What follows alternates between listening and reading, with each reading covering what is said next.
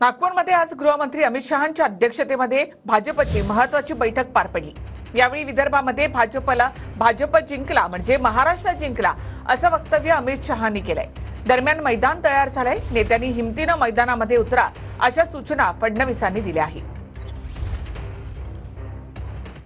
शहांच्या नेते आणि पदाधिकाऱ्यांना सूचना।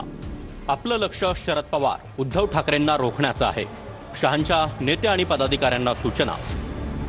विदर्भात भाजपनं जास्त जागा जिंकल्या म्हणजे भाजप महाराष्ट्र जिंकेल, अमित शहांचं वक्तव्य। 62 पैकी 45हून अधिक जागा विदर्भात भाजपनं जिंकायला हव्या। निवडणुकीचं योग्य प्लॅनिंग करा, घड्याळ आणि बाणाला घेऊन आपण काम करा, अमित शहांच्या सूचना। फडणवीसांकडून कार्यकर्त्यांना सूचना। आपल्यातील काहींनी आधी नकारात्मकता दूर करा, मैदान तयार झालंय।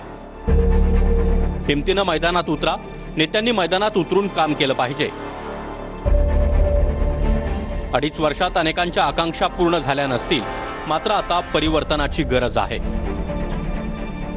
आपल्याला मजबूत सरकार आणायचं आहे। विदर्भात कुणीही प्रश्नचिन्ह निर्माण करणार नाही असं काम करा।